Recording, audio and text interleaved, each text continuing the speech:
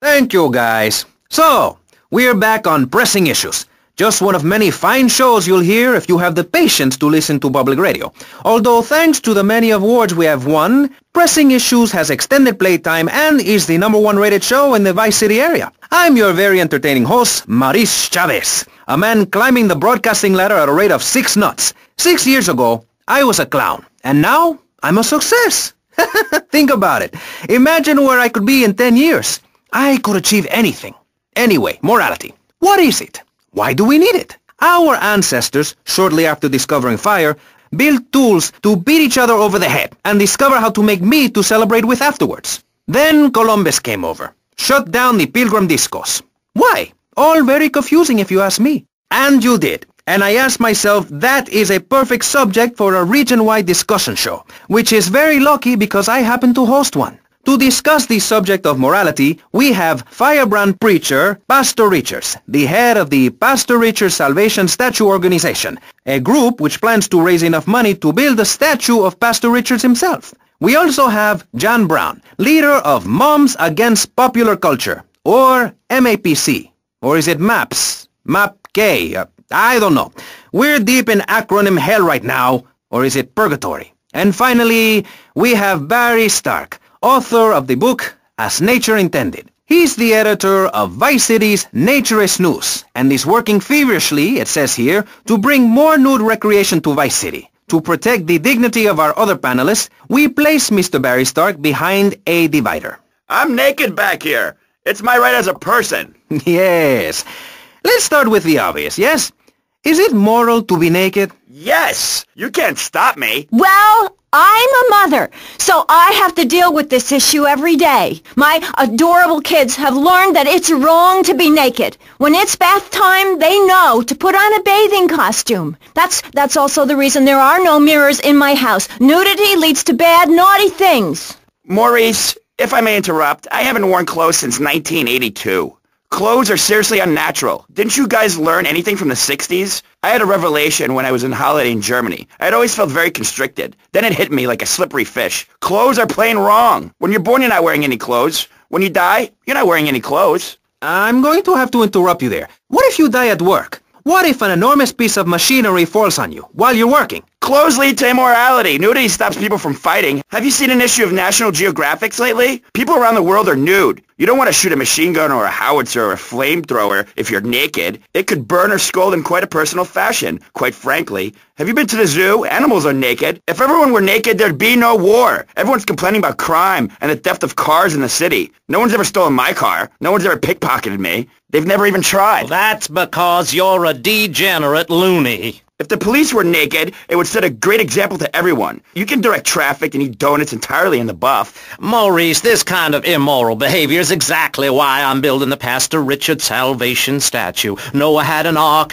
Texans had the Alamo, and I am building a highly fortified structure in my image. Simple. This 50-story statue will be able to deflect alpha, gamma, and beta radiation. The day is coming, and coming soon, where the artificial suns will rain down to punish the degenerates of this city, but you can save yourself. The Pastor Richard Salvation statue will be a completely self-sufficient community. We have canned food rations, private living quarters, and enough supplies to survive happily the predicted 40,000 years of nuclear winter. In Phase 2, and with funding from NASA, we will equip this massive statue with rockets. So when the poopy hits the proverbial fan, we will load up the statue with all of the people who have saved themselves through generous donations, blast into space, and colonize Saturn with a race of morally correct, affluent people ruled by me. Will there be naked people? No, turd brain. It's morally corrupt people like you we're shielding ourselves from. Liberals, degenerates, the Welsh. They're the ones responsible for the nightmare Vice City is today. The crime in the streets, the parties, the children born out of wedlock to a future of hopelessness.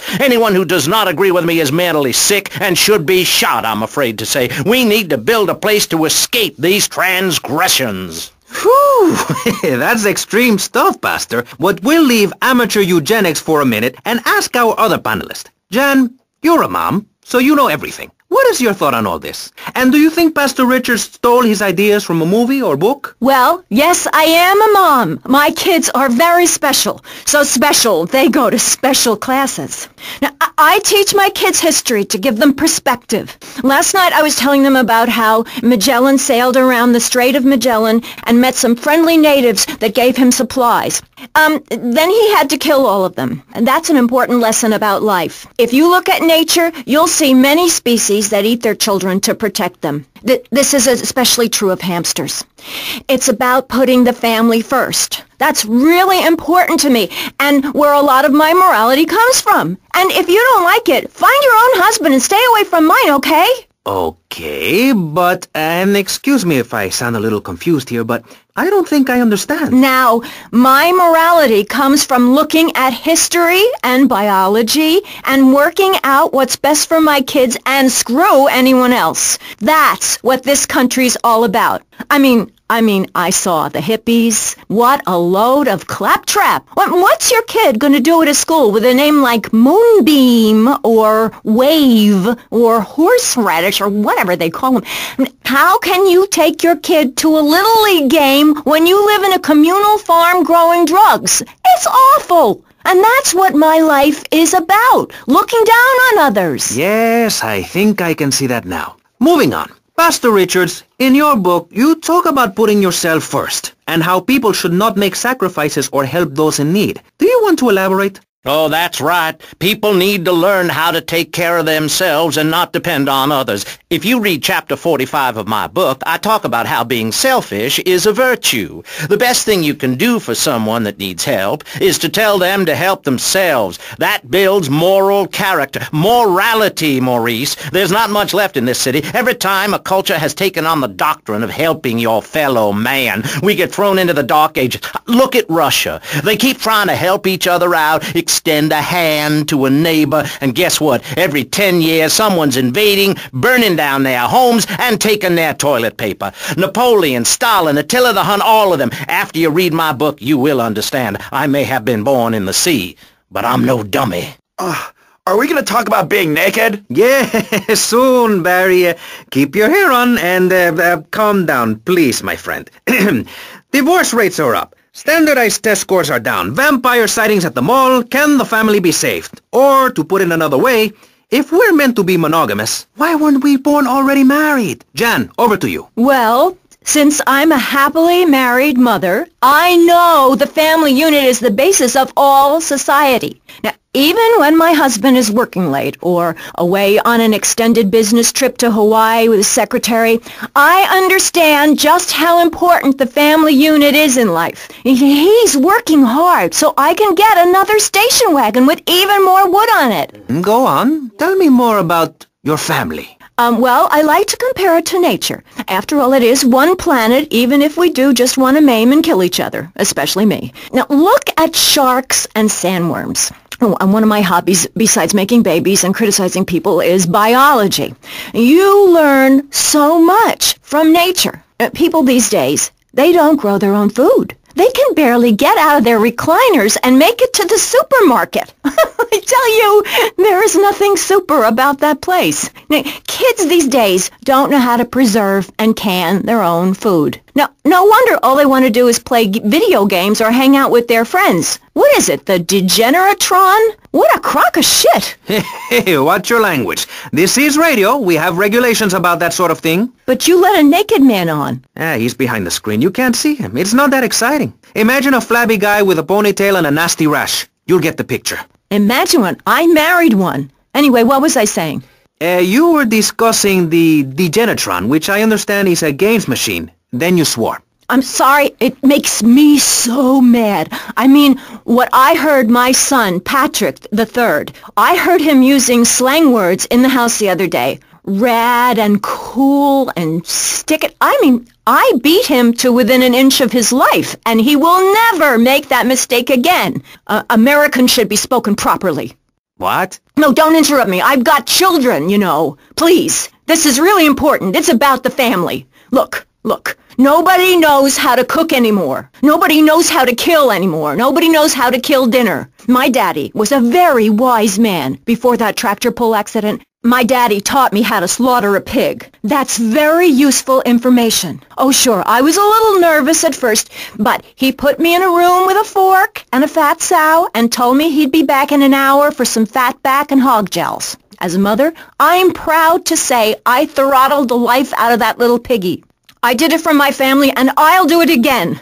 Feeding the family is my job as a mother. Daddy earns money and goes away with his secretary, and Mommy provides dinner and keeps a brave face on things, even though her heart is breaking. Where are my pills? Barry, you look like you've got something to say. I agree. Statistics show that families that spend time together naked are the best kinds of families. You see, social class distinctions disappear when everyone is naked. I can't tell if you're rich or poor, black or white. It doesn't matter because we're all naked. Designer clothes? Try designer nudism. My body was made by the best designer around, Mother Nature. That's why we're lobbying to build a naked casino in Vice City so old people can gamble naked and poor people can lose hope in the buff. It is written, chapter 23, verse 5 of my book, "He that gambles his money away is a fool, but he who believes in me will go to spend eternity in space with other affluent, well-to-do people." It's that simple. Do what I say and you won't have to think for yourself. Oh, but I think it is, Pastor. We look around. Nudie clubs, discos, drinking. Do people want to be moral? Can you legislate morality? Can we tell people how to live their lives? Absolutely. Yes, of course I can. Just look at Prohibition or the Cultural Revolution in China. We can learn a lot from history. Chairman Mao or Stalin, they purged their lands of degenerates and intellectuals, the scum of the earth in my book. And look at the great societies they built. People want to be told how to act. And most people are idiots, and that's exactly who my teachings appeal to. This lawless, permissive society has no boundaries, and without boundaries, how do you know where the limits are?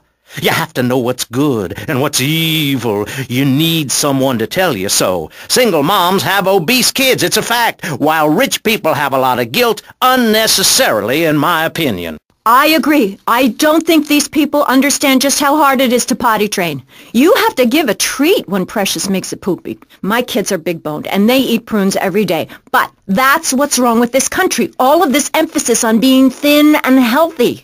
When my children are hungry, I hand them a spear and send them out to the park to catch their own food. They're learning how to be self-sufficient. Yesterday, my youngest, Jono, killed the postman, but at least he was trying. So I gave him a cuddle. I told him to hit Daddy next time he comes home late smelling of cheap perfume.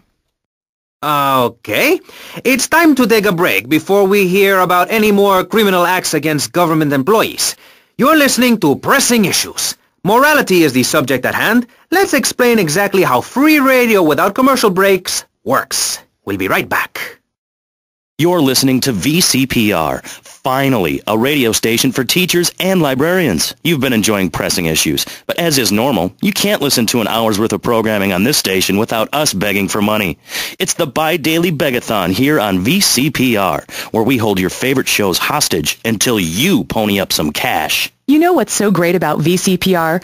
It's like a shining torch of cultural enlightenment for Vice City. In these times of darkness, when the hordes are so uneducated they can barely understand multisyllabic phrases like, "Clean my shoes better, Marissa," or "I'll report you to the IRS," or dialectical materialism. Isn't it pleasant to have a patronizing voice on the radio? That's right, Michelle. With the way things are going under Reagan, at any moment the unwashed Huns from the Midwest could descend upon Vice City and enslave the poets and postal workers and force us to watch network programming. That is a frightening thought. But like many things in life, you can throw money at something and feel better about yourself. VCPR is your public radio station, but you have to open your wallets. That's right. If you pledge at the $1,000 level, you'll get tickets for In the Future There Will Be Robots at the Vice City Arts Center. People who see that show say it's difficult to put into English. That must mean it's spectacular. Yes, but if you don't give money to VCPR, we could be thrown back to the Stone Age. Liberals will be set on fire in the streets.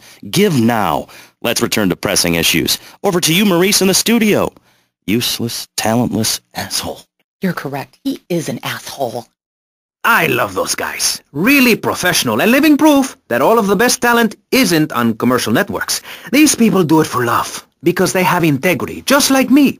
We're back with Pressing Issues. I'm Maurice Chavez, winner of 5 public radio awards in the Vice City area, including Best Voice. On this show, We take complex issues and boil them down to simple ones so you can understand. On this segment of the show, we are discussing morality. Since the beginning of time, man has asked questions. Why are we here? What time is it? And is there a place around here a guy can get a drink? Early man, as seen in the cave of Lascaux in France, questioned the morality of making the mammoth extinct. I think we all know what happened there. Is it society's job to tell each other how to live? Recently, Vice City considered passing a public curfew that says nobody can be on the streets after 8:30 p.m. Of course, the bill didn't get passed, but it made people think. If you don't vote, you get morons in charge. Is that moral? I'm not sure. Let's press the issue. Children should be at home with their parents naked. A curfew makes sense. Do you know how much money I save not having to wear trendy clothes? Read a history book. At the creation of the universe, the Big Bang, everyone was naked. Even you. Why do we have to stay behind this divider? Maurice, please! Because nobody is interested in seeing your business. Because we have standards of decency which you are offending. Look at me! I'm jumping up and down. Oh my goodness, get back behind the divider. Please, I'm married. What's so wrong with me? Why do you hate me because I'm happy? Jan, give me a hug. I won't hurt you. And by the sound of things, your husband is doing the same right now with his secretary. No, we've worked through it. He was stressed. It's hard keeping a family together these days. Everyone, take your clothes off and feel what it's like to be free of bondage. Everyone out there in Vice City, take your clothes off. If this is the land of the free, let's start with our pants. Feel the wind from the air conditioning. Ugh, a breeze is so liberating. Thanks very much. Now, if you could get back behind that divider, Barry, please. Otherwise, I'm going to have to ask you to leave. Thank you. Now sit down.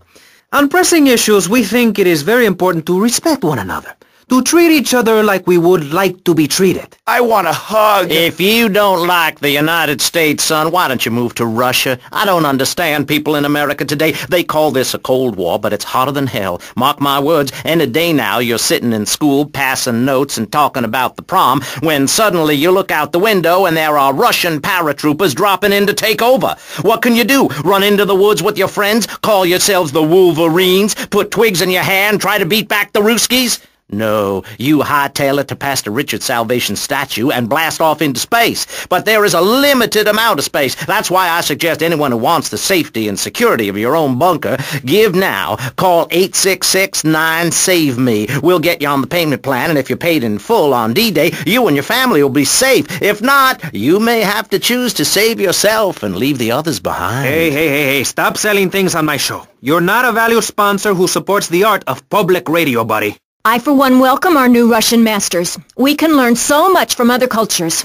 Did you know in India, the women protest by setting themselves on fire? I tell you, next time the kids are screaming for ice cream and pop, I may just douse myself in kerosene. I use that as a threat to my kids all the time, so it's no wonder they're so screwed up. That's one of the tough things about being a mom, not ruining their lives with guilt. As a matter of fact, I don't let my kids watch cartoons or slasher flicks. Really? That Knife After Dark movie may be #1 in the box office, but my kids certainly ain't going to see it. If you don't raise your kids right, they end up being like Nude Boy over there or working in radio. I want them to get proper jobs, like being a doctor, not a patient. That is offensive. My mother understood I was special. She made me wear a bonnet as a child, and when I demanded to go to school naked, she was fine with it. After social services moved me, she would still write to me. I still remember when she kissed me goodbye. But Barry, earlier you said you discovered naturism, taking your clothes off, whatever it is in Germany. I know, but I lie a lot.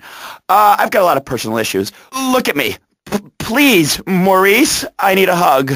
There's another example of immorality in this city. Public showing of affection. People think we want to see them making out and carrying on. I understand your hormones rage like a wild animal and you want to ravage one another like there's no tomorrow, but you have to ignore what your body is telling you and work for a higher calling, like construction. We're building a statue and we need your help. Call me now. You know, pretty soon you won't be able to tell who's a human and who's an android. Why, the corporation is working on it right now. I know, I read about it.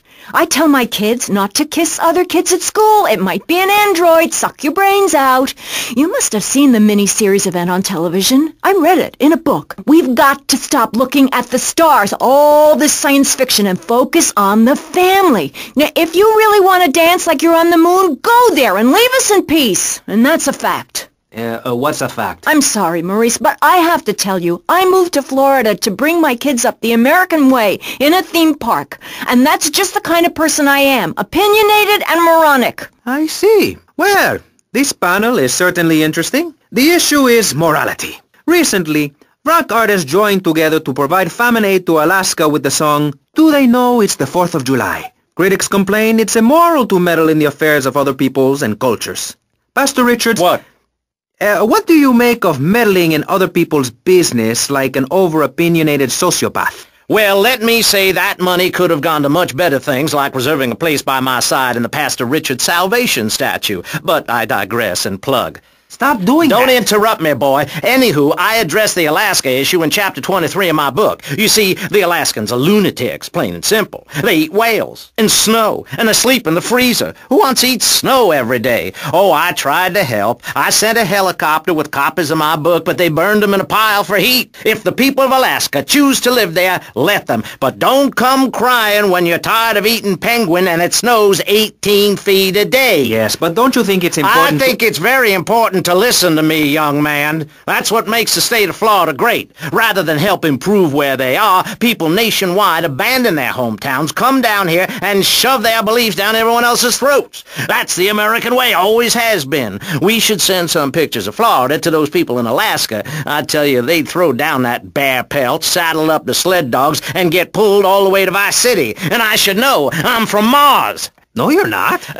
Mars, Alabama. I founded 3 colleges there. The problem with Alaska is that people don't get naked. If you can't work on your car or play the cello or use sharp knives in your birthday suit, then what's the point of living? Well, it is a bit cold there. People put on clothes when it's cold. We evolved without a warm covering of hair. That's a lie, sir. We come from the great meteor of truth. Clothes are a habit, like shaving and taking out the trash. As soon as you stop, you realize what a prisoner you were to society and the twisted state of morality. People think that nudists are immoral. Well, we're not.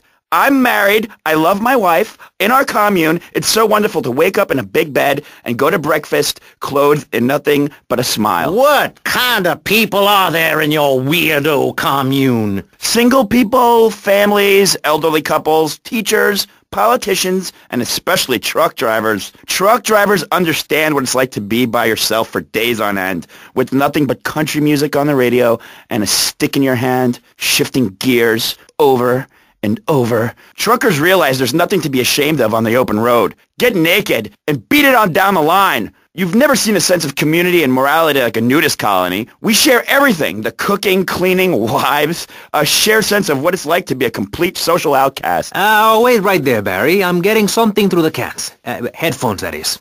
Yes? Yeah, okay. We just want to tell you a little more about public radio funding. We'll be right back after this. Hello, I'm sure you're enjoying our high-quality programming. I'm Michelle Montanius. Jonathan, I think it's time to acknowledge the people who are sending money in to shut us up and end this dreadful begathon. Here's a $10 pledge from Fran in Little Havana. Wow, you think she could have given more than that? Yes, mean bitch. I hope she dies an agonizing death. Absolutely, Michelle. And remember, if you want us to wish you well, dig deep and dig soon. That's right. At any moment, conservatives could vote to end our funding and place a fast food restaurant where our studios are.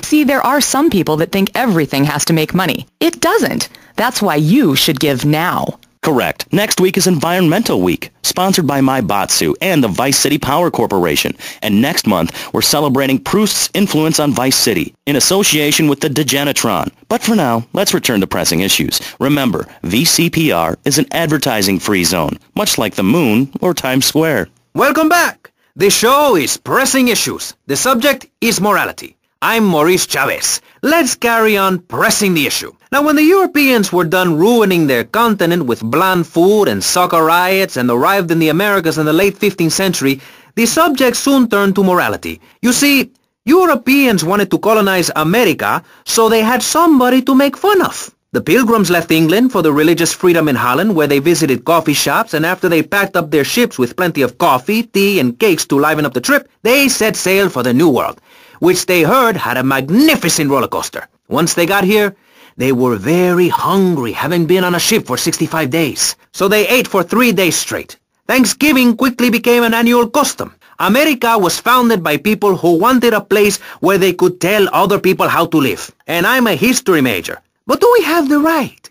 The question, is it moral to celebrate Thanksgiving, a holiday that is clearly about gluttony, annoying relatives, and awful casserole? Well, I for one love a casserole, and at my weekly meeting my congregation has a potluck. You see, a casserole is a lot like life, Maurice, and that's the basis of my philosophy. If you put a bunch of leftovers from the fridge in a pan and bake it, somebody'll probably eat it. It's like my book. You believe in your favorite sports team, then they get massacred. You believe in gravity, then it turns upside down on you. You love your favorite TV show, then the network ends it with a lousy finale. But you can believe in me, and if you believe in something, support it. It's one thing to love something, but if you don't shower it with money, then just don't talk to me. Communism, don't make me puke my guts out, please. Well, I myself love casseroles on Thanksgiving. And the way to teach your children the rich history of America is through theme parks. I just love Pilgrim World, especially the part where you get to slaughter your own buffalo and take home the meat,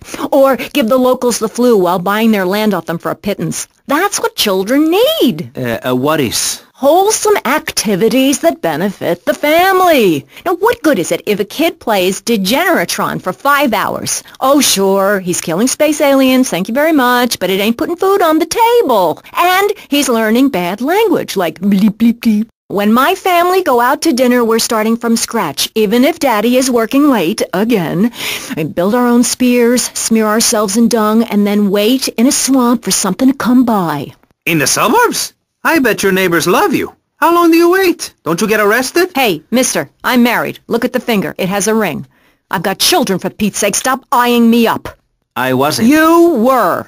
I can see you undressing me with your eyes. Well, I tell you, I was a cheerleader and nearly a prom queen. And I could have married anyone, but I chose John. I chose him because he had a kind face and a rich dad. I didn't know he was going to cheat on me or embarrass me. I didn't know. But I won't be made a fool of. I've got the children. Okay, Jan, it's okay. Men are idiots. Ask my ex-wife. Don't worry. Stay calm. I'm not eyeing you up, but I am a little worried about you. How are the children? Do they enjoy school? Of course they do. That's precisely why I'm going to start homeschooling my children. High school is a cult. There's a group of savages that rule the roost and get all the girls, and everyone else is picked on and abused. It happened to me, and look at me. I'm a deranged mess, and my husband cheats on me. I don't want my kids to go to a public high school. Instead, we have a prom each year in my living room. And that leads to my next question. People in high school in Chile are all naked. I've about had it with you, Barry. I try to be fair, I try to be kind, but you are a freak and a liar and wasting everybody's time. The organs below the belt are for reproduction and removing of bodily waste. There's no reason that when I go to buy a soda or a transmission, I need to be distracted by your privates dangling about. Now, when I go to the store to buy an air conditioning filter, I'd rather not have to look at your moneymaker, amigo. I'm glad you are proud of it, but when people of Vice City are in a Quickie Mart, they should be able to have a simple financial transaction without seeing your fire hose. Are you with me? Sorry, Maurice. That's okay. Just try to behave. I think the sun must have got to you or something. Yes, maybe that's it. Maurice, if I may, you have a fine show here, and I'm glad to be on it. But everyone within the sound of my voice and smell will die in the fires of doom. It is written. TV is trash. Radio is trash. Our newspapers are run by Canadians with an agenda. Our very way of life is threatened. We formed this great state to play golf, and I'll be damned if any weirdo hippies are going to tell us we can't fill in wetlands and make a home for ourselves, complete with 18-hole championship standard courses and selective admission.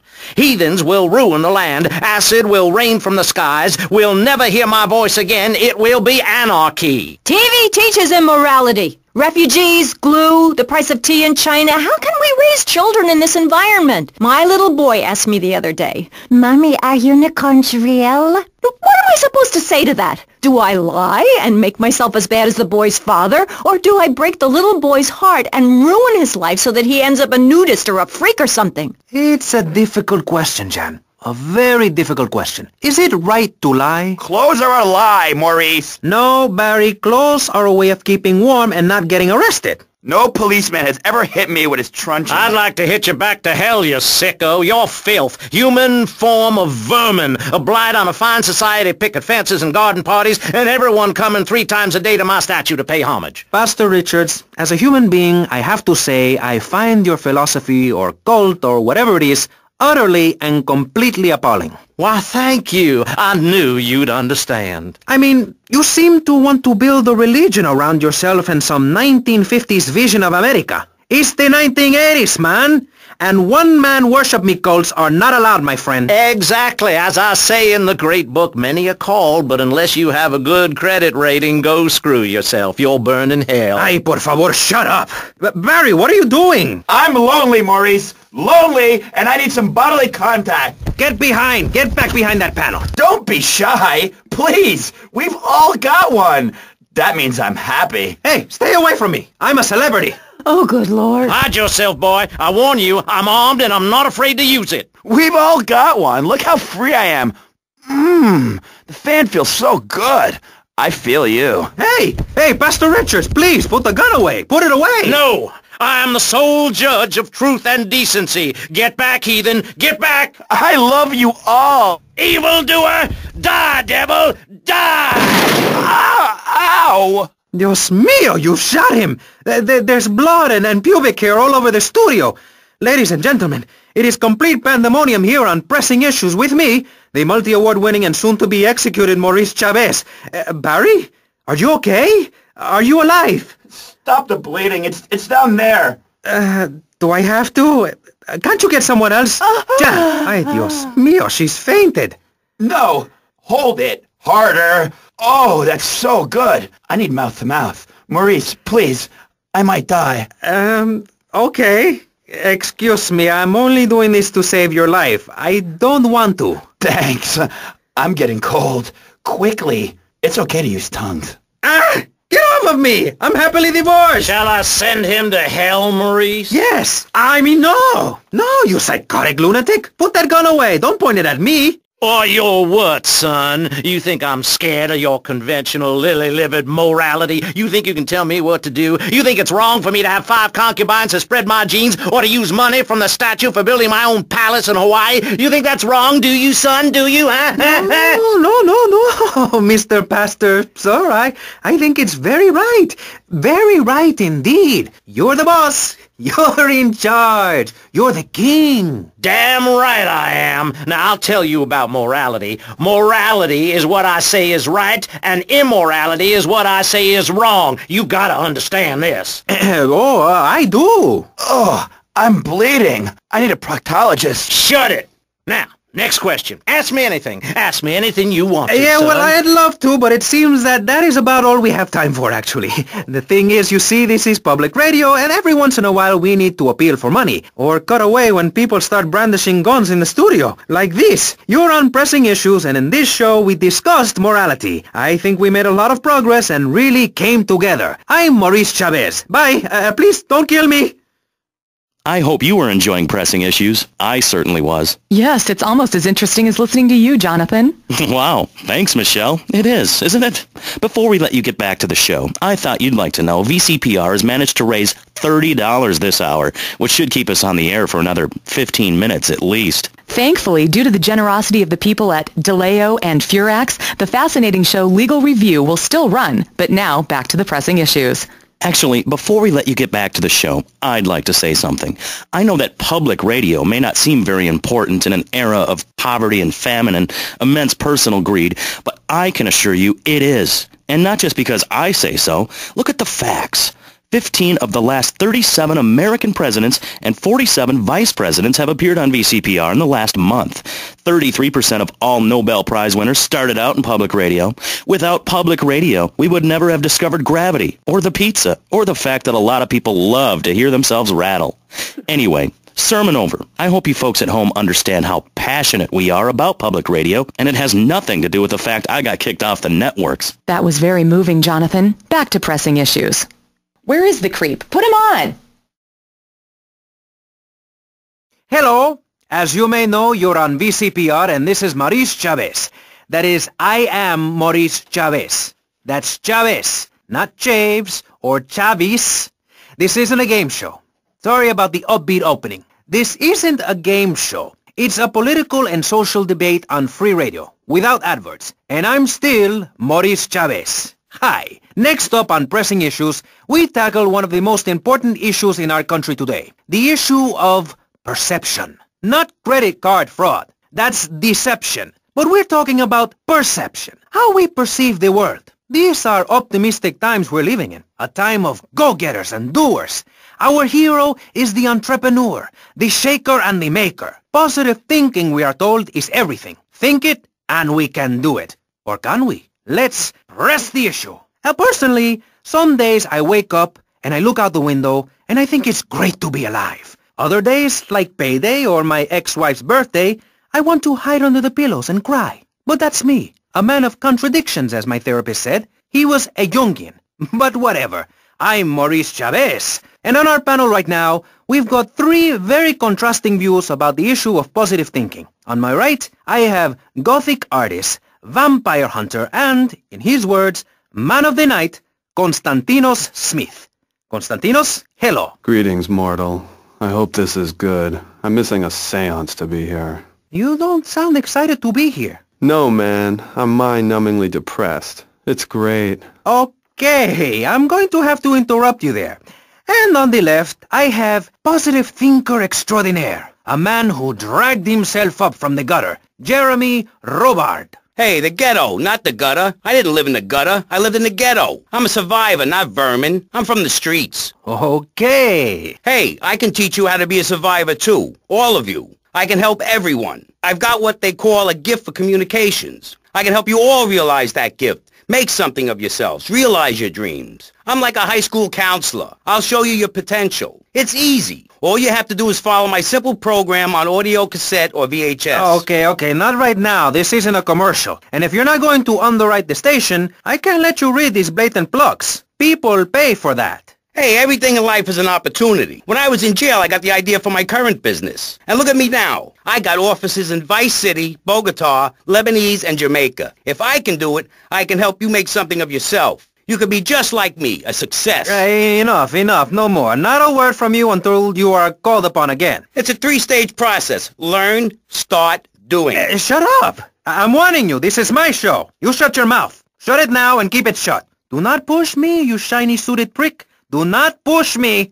Hey, you have to dress to impress. I cover that in my program. People make judgments on who you are based on your appearance. Scientists say we form 98% of our opinions on a person in the first half second we meet them. Hey, and if scientists say it, it must be true. I teach you how to live that. Enough! This is Pressing Issues. Enough now, okay? Enough. Please, no more. Okay, my last panelist is someone without a plan to sell, without a program, but with a beautiful message. So it says here. Vice City Civilian of the Year for 1985, Jenny Louise Crabb. Hi, Maurice. This is such a lovely studio.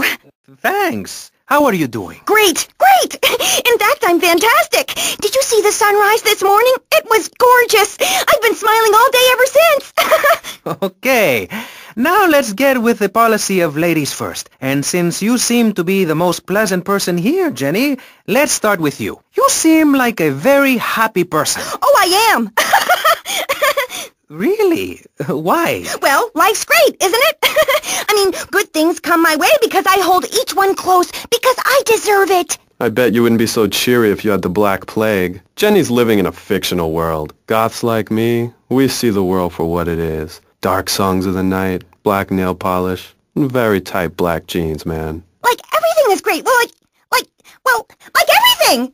Konstantinos, you're shaking your head. I know, Maurice. I am. Any particular reason? Yeah. What then? There's only one thing good about life. And what's that? Death.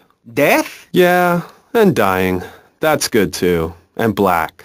And the moon. At least when you're dead, you can go around as an astral body and visit places like New Orleans. I love New Orleans. It's really hot and depressing. Oh, death is good. Is it? Yeah.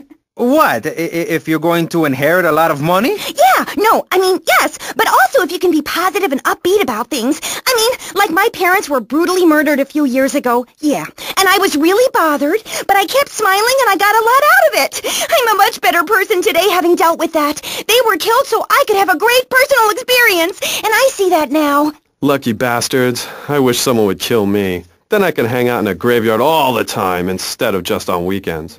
I know I'm really lucky to have the opportunity to learn about life. You can't control everything in life, so start a day with a smile and you'll end a day with one. What do you start a day with, Konstantinos? Usually with a pint of blood at dusk. Then I light some candles and cry. Okay, moving on before we're all sick. No, Maurice, I do, because I won't be constrained by you. Life is cheap, man, and then you die. If you prepare for the afterlife now, you will be able to summon spirits. That's the truth of the pentagram, man. How profound. You've obviously got a lot of important things to tell the world. The world is a lie, man. Only darkness is truth. I am very much like Vlad Dracul, born in Sixiora, 1431. You're scaring me. I wish you would smile and be happy. Okay, right. This isn't going that well. Look, Hey, can I say something? No, I'm still pissed off with you, you shoulder-pad-wearing shyster. Hey! Back down, Buster, before I bust your balls. No confrontation. As they say in the movies, I'm a man of peace. I'm done killing. Work with me. What do you want? A broken nose? Some speed in your eye?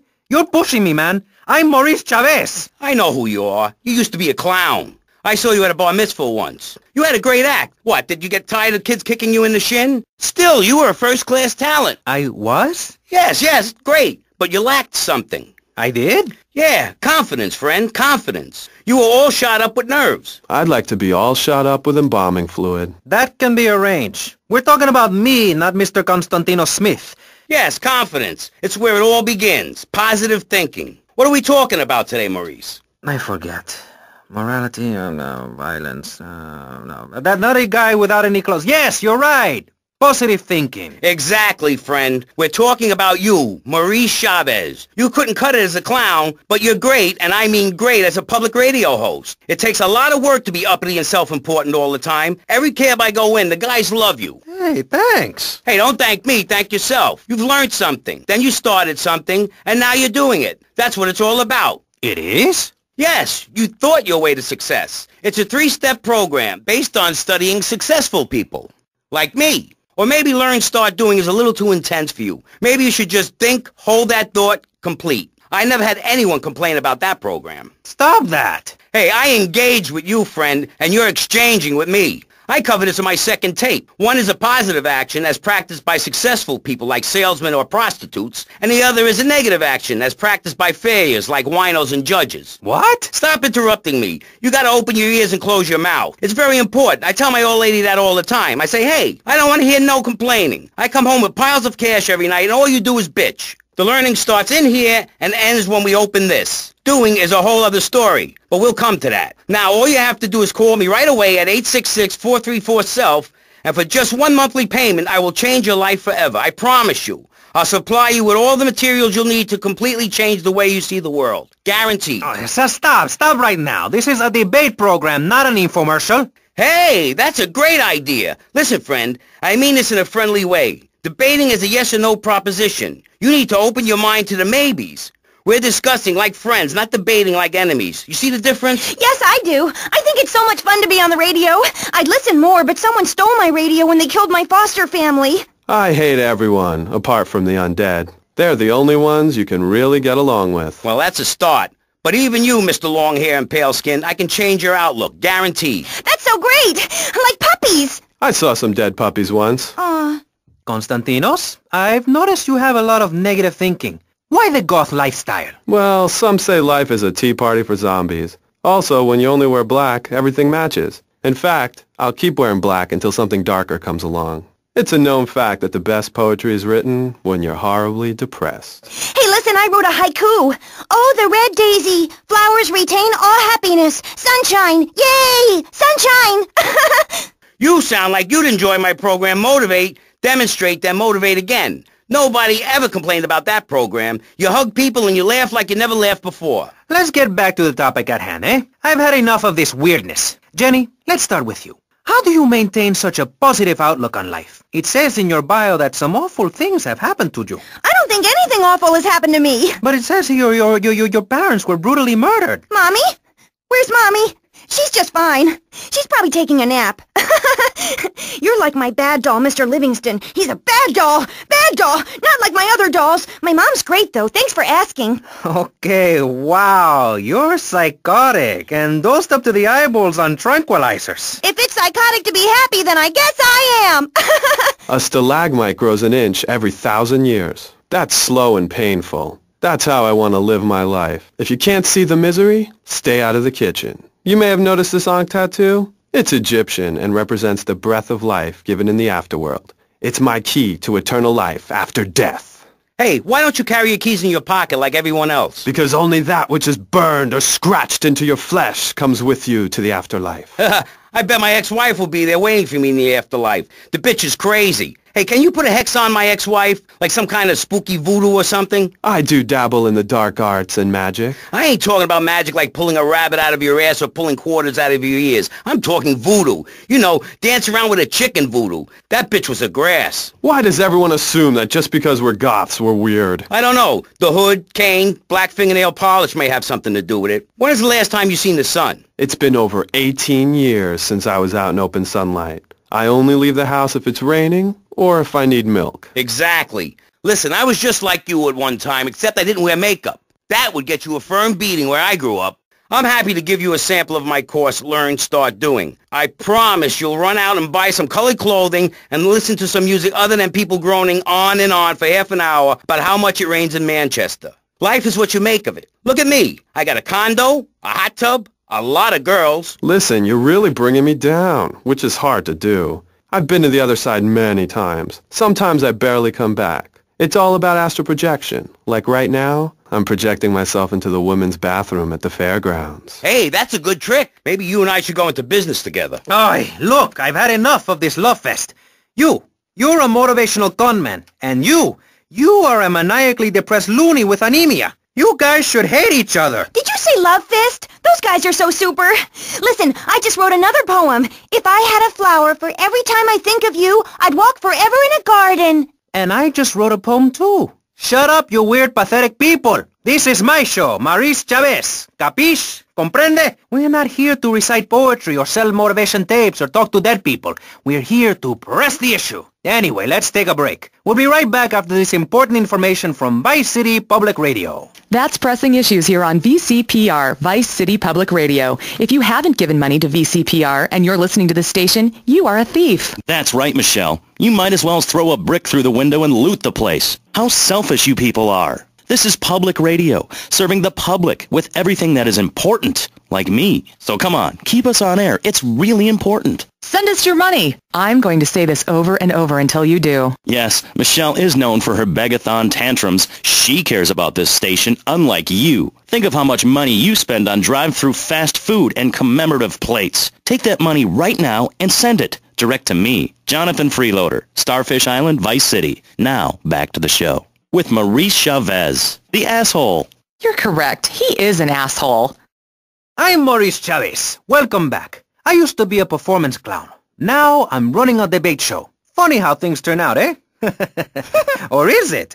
That's the question, you see. If we look upon life as a positive experience, do we make it any better? That's what we're discussing right now here on Pressing Issues. Free radio with free ideas. Just keep those donations pouring in. Don't sell out to corporations. We all need a voice. Really, we do. And today, right now, we're giving a voice to 3 very different people discussing positive thinking, a healthy mental attitude. We've got a goth depressive, we've got a very happy orphan, and we've got a motivational speaker with a number of systems.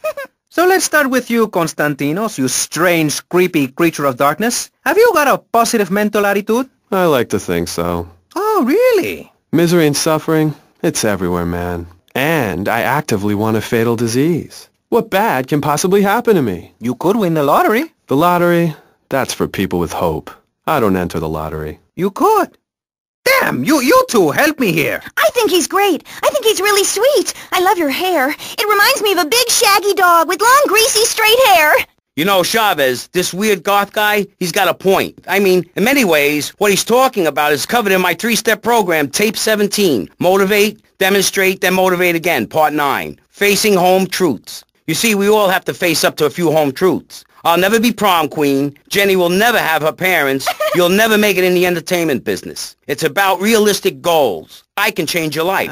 Just a second, Robot. What isn't covered in your three-step program? What don't you talk about in your Library of Congress-sized tape cassette library? Whatever we talk about, grief, goths, depression, changing lives. Who are you? What have you done that's so great? You wear a cheap suit. Your hair is stuck rigid with spray. Your breath stinks of whiskey. You look like you sell drugs to people. You're a joke, buddy, a bad joke. Oh, now this is getting personal. I come on your cheap-ass show, I spare my valuable time, I cancel several important speaking engagements, I talk to thousands of VIPs in order to spread a message of hope. And this is how I get treated. I get insulted by a man with dandruff, I get slandered by a guy who couldn't amuse a birthday party of 9-year-olds, I get attacked by a guy who works on a volunteer radio. This is not volunteer radio. I earn a salary. How much? How much do you earn, Chavez, big man, tough guy with a microphone and a cheap jacket, and a look that says my highest hope in life is to work in a bookstore? I'm a go-getter. You're a cheapskate. You're a fraud with nothing to tell people, and no way of helping people. Excellent. I'm really loving this. I hope one of them gets killed. Shut up, dork. All the bunnies are stabbing each other. Shut up. I have a condo, I have a hot tub, I vacation in Aruba. Vacation is not a verb, moron. Yes, it is, because I'm a VIP. I'm very important. And I'm a teacher, a wise man, not an opinionated dolt, a naysayer sitting on the side of life criticizing others while all he can do is get a crappy gig down at a moron station. A man who lives with his mother. I'm between apartments. And I'm between mansions, Buster, from helping people. Do you know how good it feels to be me? Do you have any idea at all how great it feels to wake up and realize you're a rich and talented, important person and in a waterbed with mirrors on the ceiling and more girls than you can imagine? And every time I step outside the door, I can choose which car to drive. If I choose to drive, I have 5 chauffeurs. No, you haven't. Yes, I have. Sweep it under the carpet. That's my motto. If I can't see it, it's not there. Look, I hate to burst your bubble here, but I know you live in a very small apartment overlooking the gasworks. You ain't a big shot. You ain't even a medium shot. You're an asshole, a creepy jailbird who doesn't know the first... I have a message. I can save lives. I'm a savior, my friend. I have a gift for communication, and this is how I get treated. I get insulted, I get paired with a pair of retards, a guy who's afraid of the sun, and a girl dosed up to the eyeballs on antidepressants. Sweetheart, I can get you something much better. These pills are very strong today. Maybe I took too much accidentally. Oh, well. This chick is out of her mind. I thought I was going to get to help people on the radio, to demonstrate my program, to help you, Chavez. Those people on the phone said you were a desperate, lonely man on the edge. Leave! Leave right now! Get out of my studio. Go get your own radio show. Go save some other people. Hey, I'm not leaving till I have the opportunity to save people and sell some tapes. You can call right now and send in the money order. Soon you can have a luxury condo and a waterbed and a suit made in Singapore based on the latest Italian style. Enough! Enough now! Shut up! Hey, Vampire Boy, I'll give you $20 if you can put a hex on Chavez. Dark forces, I summon you to me. Banish these weaklings and mental inferior ones from my presence. Shut up! No, you little snotty-nosed prick. What? Your shoes got lifts, Buster, I can tell. Hey, lift this hairspray! Oh, my nose! Daddy, stop bleeding! This costs a lot of money. I'll sue you into jail, asshole. Stop fighting, please! I hate it when we fight. Can't we have a group hug? Hit me, man. I like it. Oh, my damn nose. Oh, stop crying, baby boy. Who are you gonna tell, huh? Where's your 3-step program now? You think I'm a little wimp now? You wanna be rude about pressing issues now, eh? You think you a tough guy from the gutter now, eh, my friend? You think you can screw with me, with Maurice Chavez? What you thinking, asshole? I'm sorry. Please don't hit me again. I love your show. Eh, I think I understand this positive thinking. And that was pressing issues. I think we covered a lot of ground. We learned all about how to press the issue. And remember, if at first you don't get hurt, hit the guy very hard in the face with a paperweight. It just worked for me, and I feel like $1 million. Let's tell you a little bit more about exactly how public radio is financed and quality programs like Pressing Issues come on the air. Don't go away. That was Pressing Issues, and this is Vice City Public Radio. We hope you're enjoying the show as much as you're about to enjoy listening to me and Jonathan Freeloader. Hello, everybody. Hi, Jonathan. How are you? Heartbroken, Michelle. Why, Jonathan? Why? Well, because it seems people just don't care anymore. I mean, where are people's priorities? We have campaigned tirelessly for public radio for literally months now, and the station is still in trouble. But a man with a hygiene problem puts on a pop concert, and suddenly everyone has money to hand over to starving kids they've never even met. I think it's a disgrace. Yes, people are very shallow. Like you? Exactly like me. But radio is much more important than food. I have a good mind not to let them go back into pressing issues this time. You have to give us some money. It's a disaster. That's what it is. What's wrong with you people? Please. We're struggling to pay for our second homes here. And I've only had 3 vacations this year. You poor, poor man. Let's get on with the show. Remember, call now. Please. We need your money. Urgently. Thanks, guys. Hello, ladies and gentlemen, and welcome back to Pressing Issues on VCPR. That's Vice City Public Radio. Radio which gives the public exactly what they want. High-quality educational programming about serious topics, and the consistent reminder that the world is going to hell in a handbasket if you don't give us money. Remember, Vice City Public Radio is commercial-free because it is funded entirely by donations from our listeners and corporate sponsors. So if you're enjoying the show, why not make a contribution? I'm Maurice Chavez, and this is Pressing Issues. Pressing Issues is a roundtable discussion group in which we ask self-important people exactly what they think about things, and then they argue amongst themselves for a bit, before leaving with views more extreme than when they came in. Only joking, ladies and gentlemen. This is a show founded on the ancient Greek principle of enlightened debate and the American principle of free speech. Or is that the ancient Greek principle of feeding wise men hemlock and the American principle of being annoyed and loud so nobody can get a word in? I forget. Only time will tell. Now, the subject we are discussing right now on Pressing Issues with me, Maurice Chavez, for your enlightenment and enjoyment is a very serious one. Public safety. In case you haven't noticed, Vice City is not a very safe place. These are troubled times. We are a troubled people. Some would say we are a people at war with ourselves. Others would say we are at war with reality. Those who live in other countries and strive to own our fast food restaurants and quickie marts would say we are a bloodthirsty bunch of crazies who let children buy guns from the supermarkets. Another opinion is that it is the fault of society, that, as Plato said, people don't mean to kill each other. It happens because they are poor or desperate or really thirsty or in need of a vacation or something. Another view is that we are all a little confused and really should stay at home, lock the doors, and forget about everything as quickly as possible. So, let's press the issue, eh? Sitting on our panel right now, we have 3 divergent opinions, 3 separate islands of insanity in a rolling sea of stupidity, 3 wise men following very different stars. To my right, to everyone's right in fact, we have Congressman Alex Shrub, the youngest state congressman ever to be elected by Vice City, and now a respected man in the Capitol. Mr. Shrub got elected because he has great hair and says things that make you nod your head. His campaign appealed to the wealthy because he set all of us at ease by finally confirming it's okay to be rich as long as you say you care about the children. Mr. Shrub, welcome. That's not entirely true, Maurice. My campaign also appealed to the poor, who are too stupid to understand what I'm saying, so I held up pretty pictures and I gave out candy bars to appeal to their most base instincts. Thanks, Maurice. I'm glad to be given this opportunity to set the record straight. I haven't given you any opportunity yet, my heartless friend.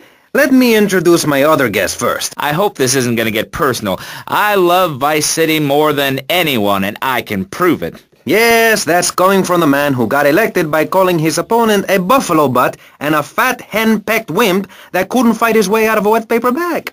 Anyway, our next guest is from the opposite end of the political spectrum, a man so wet he looks like he just stepped out of the shower. Peace Corps activist, hippie concert taper, founder of the group Speaking for the Underdog. He is fluent in 7 languages and studied the harp in Peru, Callum Grayshaw.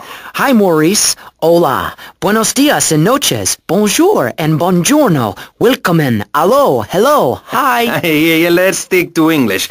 Most of us struggle enough with that. Welcome to Pressing Issues. And lastly, we have a man with a novel solution to the problems of public safety in Vice City. A solution so stupid, I cannot bring myself to explain it for him. Yet like breakdancing, it is sadly catching on. A man who appears on this fine show because our previous know-it-all panelist was carjacked and is now at home arming himself to the teeth. I give you John F. Hickory. How y'all doing? Indeed. So, before we get started, gentlemen, let me remind you of the rules of engagement. Here on Pressing Issues, The #1 rated show on public radio in the Vice City area and hosted by me, Maurice Chavez.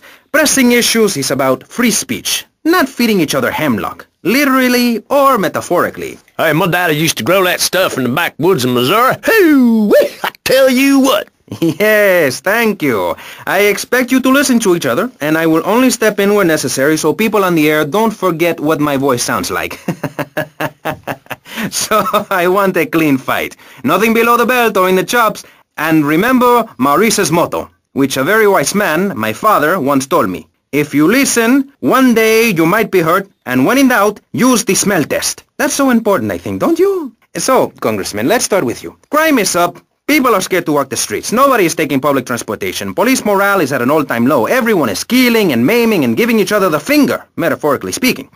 Do you think the government is doing a good job? Absolutely. Those statistics are interesting, but like all statistics, they are also irrelevant. Let me give you a better statistic, Chavez.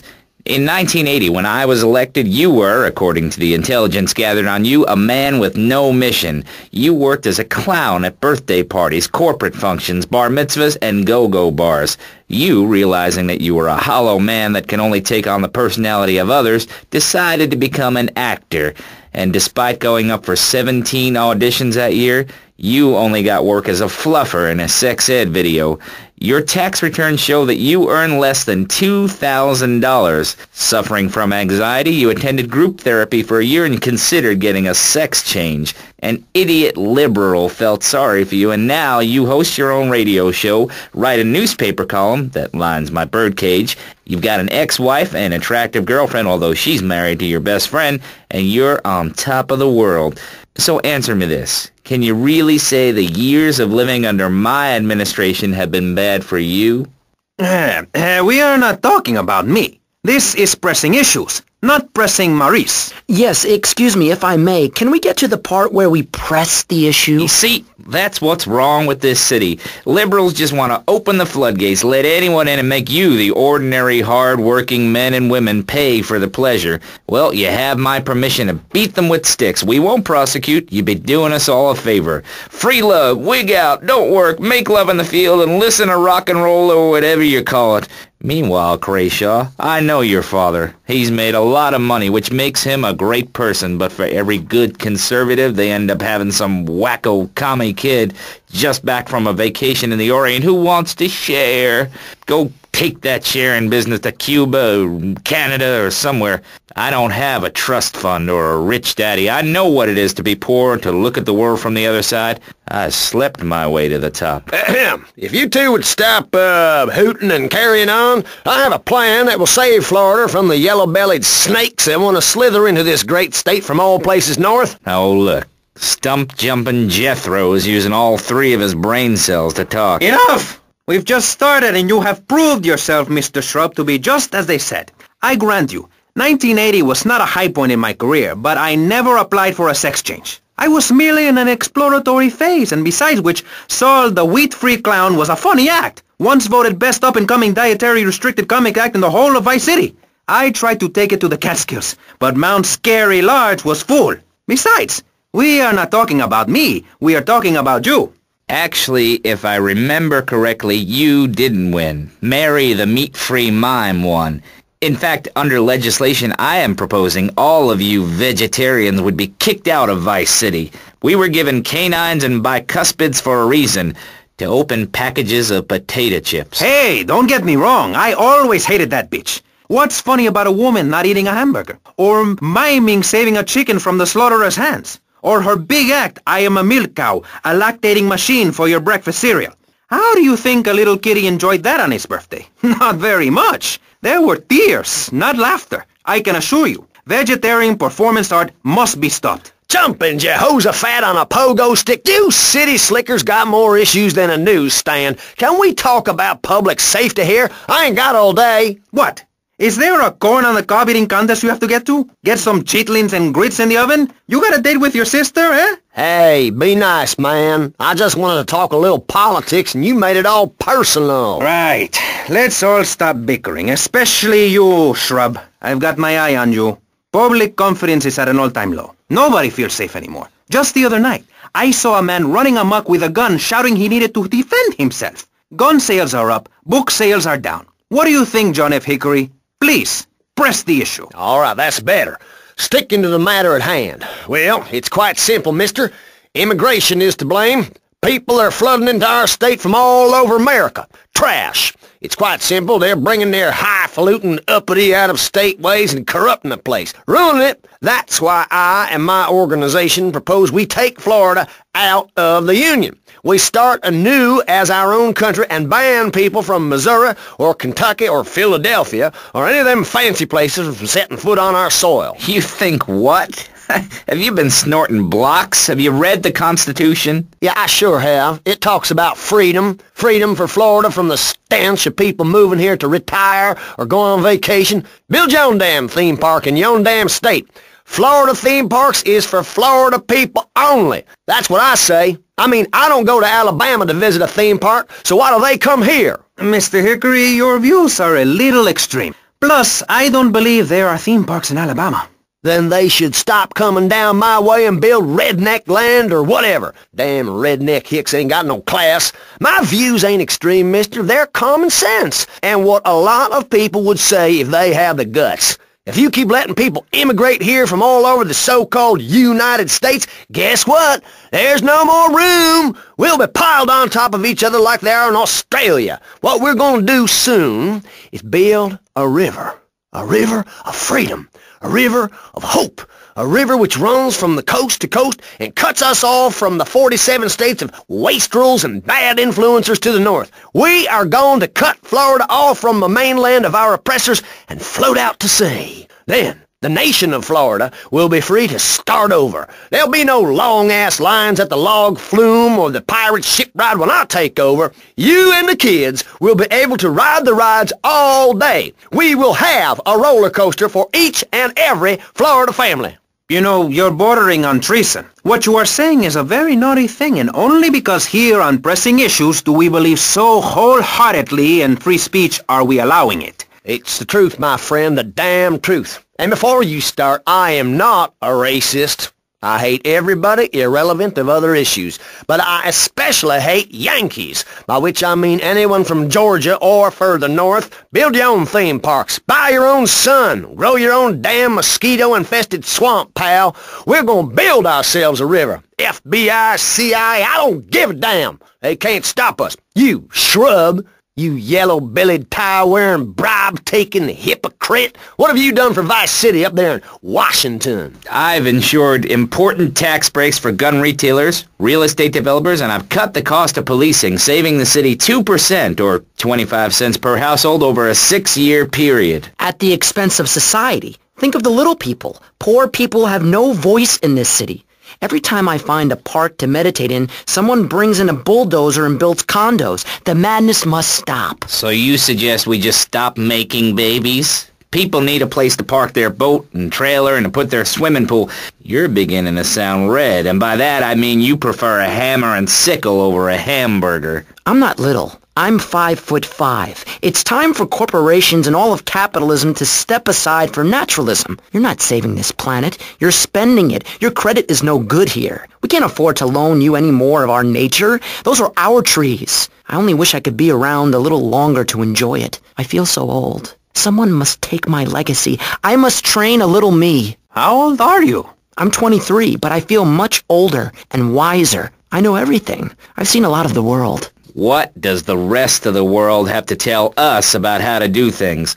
Build more trains? Have people elect their leader rather than an elite electoral college? Ride a bike to work like a Girl Scout? Or a clown with dietary concerns? No thanks, Vladimir. I'll agree with that. People from other countries are good for nothing. That's why we have to keep teaching them a lesson.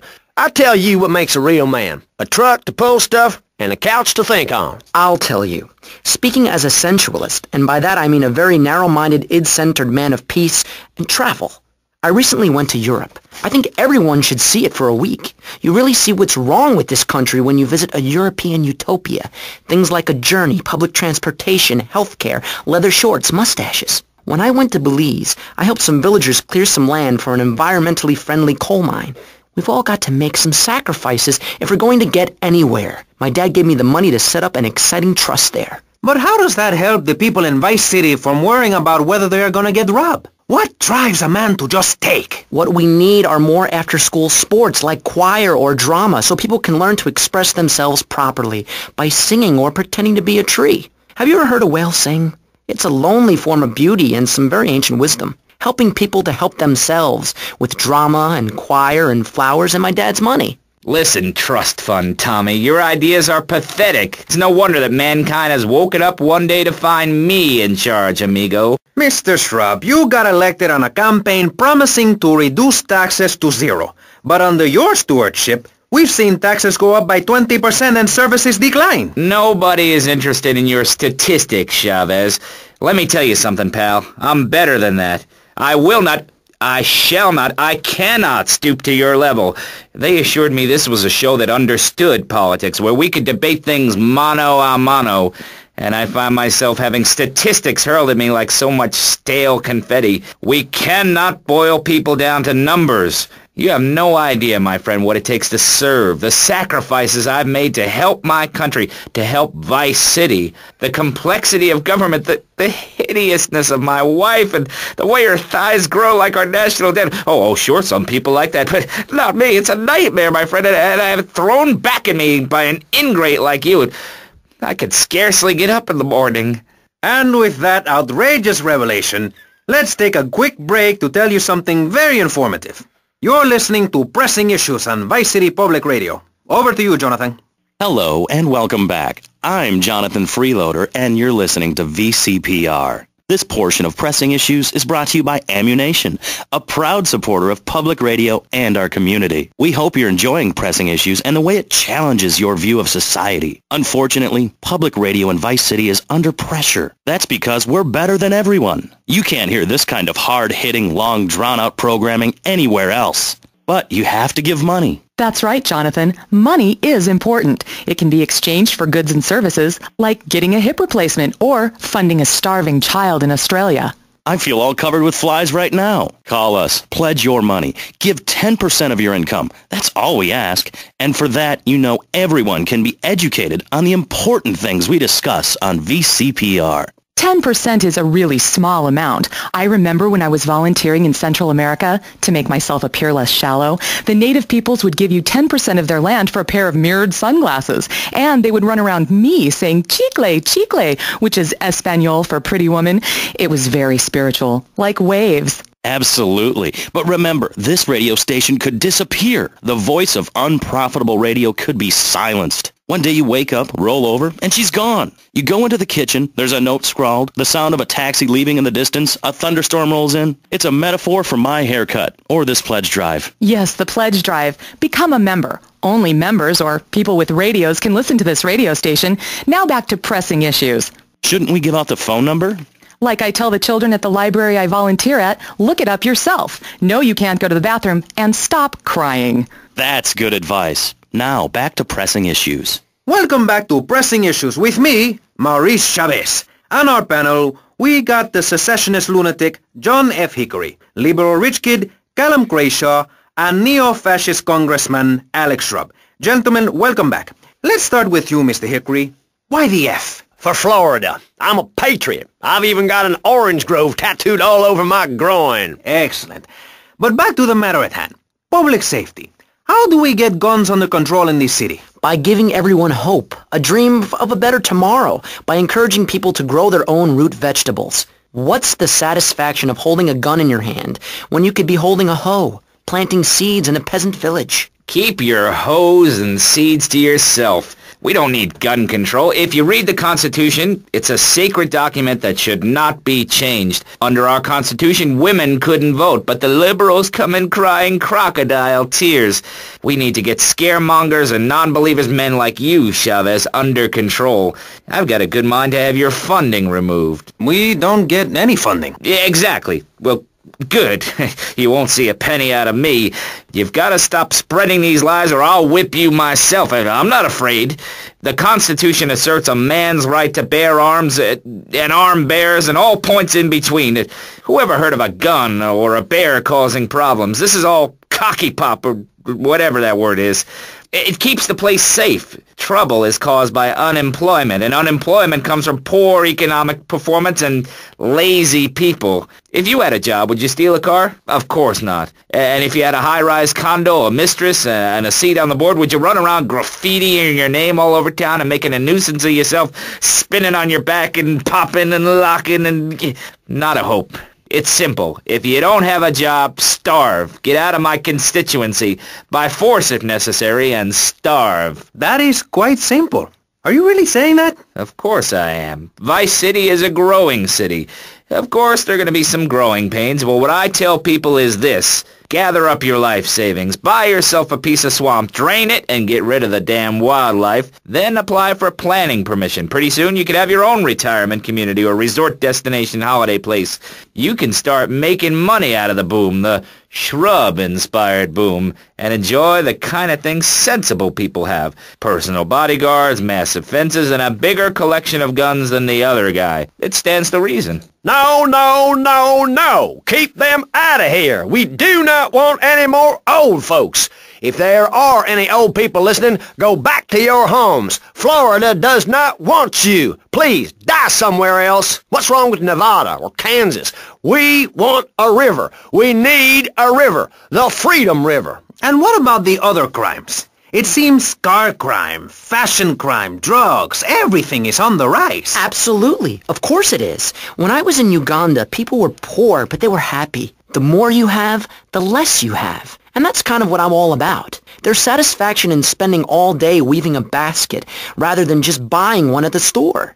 At one point in Uganda, I saw a great lake of sand and a massive speaking dog. It was a dog of love, not of hate. It was a spirit journey. What are you talking about? I'm talking about hopes, dreams, the magic of television, especially public television. Puppets can say what men cannot. Yes, but how will that stop people taking baseball bats and pounding the living crap out of each other, as I saw in a Mother's PTA group meeting recently? Baseball is our national sport, our national pastime, joining together as men in order to reward the act of running around in a circle. I will thank you not to take its name in vain, Chavez. I hate that spring training. Who do those guys think they are, coming here and getting in the way, showing us no respect, drinking our orange juice and seducing our women folk? Train in your own home, mister. Our national game down here, my friend, is digging. Digging a big ditch, a ditch of hope, which will flood into a river of freedom. So far, we've dug 17 feet. We're almost free, almost, when we are floating away in the Caribbean Sea, free to run things our way, singing Kumbaya in the sunshine. No school, no tax, free barbecue and pinball for everyone. Sophisticated entertainment. Yes, but what about the little guy? What about the guy who is standing there saying, I like being part of America. I like it a lot. I get public radio. I can hear Maurice Chavez. I own a small one-bedroom home, a business selling flowers to people stuck in traffic, 3 or 4 radios, all turned on to VCPR, a dog, 15 ice cubes. But I don't feel safe. I'm worried about gangs. Gangs are a myth put out by the liberal elite to patronize and demean the working man. I mean, what kind of right-minded youth from a poorer background is going to spend his time stealing things and posing in silly clothes when he could be getting ahead with a minimum wage job and making his parent proud? The dream of America is to live in a duplex and share a yard. Why would anyone want to threaten that great future? Answer me that and I'll show you a green dog. And speaking for the underdog, the foundation I set up with my trust fund, we believe gangs are a valid expression of a people's identity, a grouping, a community within a community. Gangs are a way to be noticed in the boxy suburbs. You scream out. Rather than urinate at the edge of your camp like a proud native, we spray paint our names on the walls of the mall to ward off predators. And that's supposed to terrify people? No. We believe passionately in non-violent solutions to life's problems. Gangs have to learn to love, to be inclusionary. We'd award badges to good gangs and give bad gangs a silly hat to wear. It would give people something to feel a part of. Kill with kindness, not a garden tool. Yes, but what about the guy getting beaten up on the street? Or the man having his motorcycle stolen? What about him? Or her? Some of the best bikers are really women. Anyone can join our group. This is about poor people getting together. But your father owns half of Florida. How are you part of the working class? Like I said, possessions are not important at all. I'll pick up a hitchhiker in my convertible any day. The other day I picked up a young woman and we discussed a non-violent solution to war. We called it peace. Your father is a great man. He's done more for the arms trade in this state than anyone else, myself included. And you shame him with this socialist, jiggery-pokery hootenanny. America needs hope, not songs that are supposed to send food to the poor. Songs will get you nowhere. This country needs something to aim for, like being rich and laughing at poor people, or being in government and laughing at the electorate. Now, Mr. Shrub, let's not make this personal.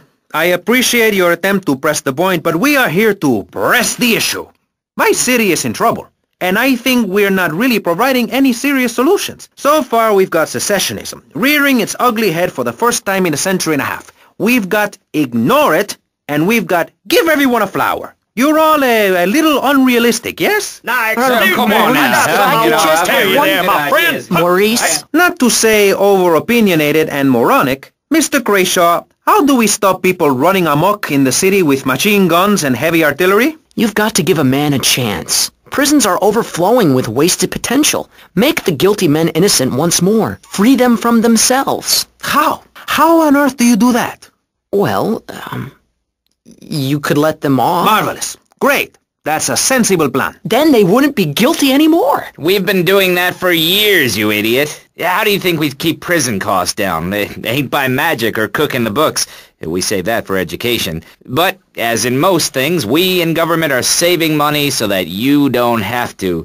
When we spend less money on services, more goes to administration salaries and expenses, which helps make lives a lot less difficult for everybody. It's about sharing. Sharing your taxes out amongst the select few. That's why I worked so hard at school, so I could reap the rewards now. I thought you worked hard at school because the other kids laughed at you and called you a square. That's a damn lie. They called me wet fart. They called me the Bat because my voice didn't break until I was 19. So, Mr. Shrub, I take it you don't believe in regulation. I believe in giving people a chance, not tying them down with lots of needless regulations. The fact is, business is run by moral people who won't do anything illegal or try to get rich quickly. But since you got elected, Vice City has been characterized by a government who cut aid to the poor, offer tax breaks to the rich, and pay people to dump toxic waste near schools. Yes, we've made a lot of progress. And up on Capitol Hill, you were instrumental in pushing through a bill allowing the manufacture and sale of giggle cream, a dessert with potential lethal consequences. Not true. Only 23 people have died, and several of them probably deserved it. So, with people being set such a bad example by big business, how are they supposed to respect each other, to act safely in society? And how are they policed by a demoralized and underfunded police force? Well, I'm afraid that's apparently quite a difficult question, but my solution is easy. I'm going to talk for a long time about a subject not in any way related, and pretty soon people will forget all about it. I'll remind people that I have a great haircut, and that under my stewardship, Vice City has had on average 15% better weather than before, while crime rates only go up if you don't turn the graph upside down. Turn it upside down, and they have halved. Halved! Under me, Alex Shrub.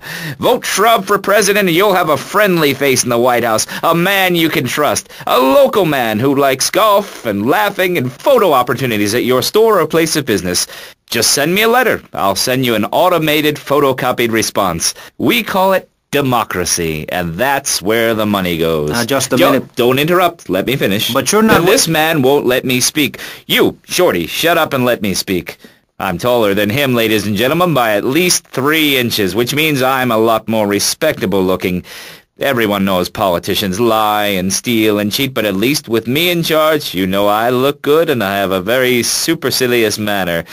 Besides which, I've been abroad, and I prefer it here because I'm a man of the people. Vote Shrub. You'll get richer, and you won't feel guilty about it. Enough! We're running out of time, and you completely failed to answer the question. I'm a professional. That's my job.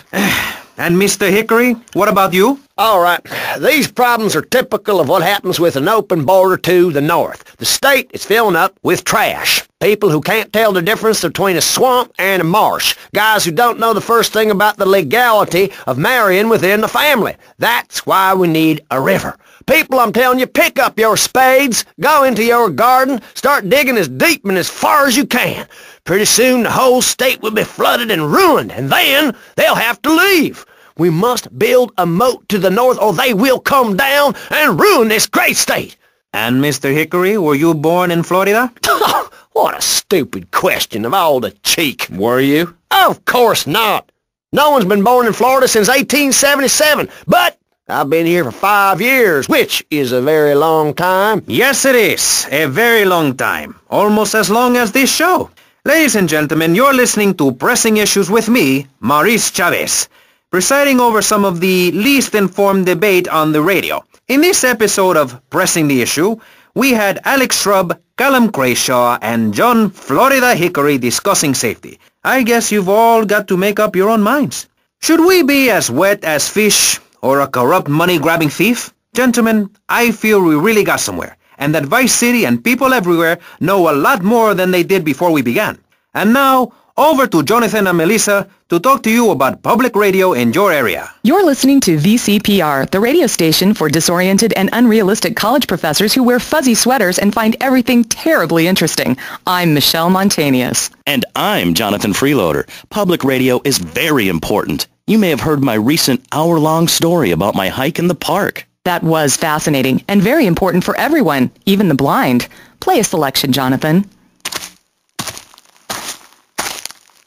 I think this is the part where I came to the big tree. I almost felt like I was there. You won't get this kind of nauseating detail on commercial radio. VCPR is 100% commercial-free. Absolutely nothing interrupts your enjoyment of our fine programming and ability to tackle the important things like Jonathan's walk in the park. But we need you. Think of yourself as a member of this station, except you aren't allowed in the doors. That's an important metaphor for life. Yes, how wonderful would it be to own an hour of this radio station? We just got an enormous pledge from Farewell Ranch. That's great. Farewell Ranch is a great place to take your loved one. Just dial 866-9-BURY-ME. Remember, VCPR is commercial and interest-free. Donate your money now. Let's get back to pressing issues.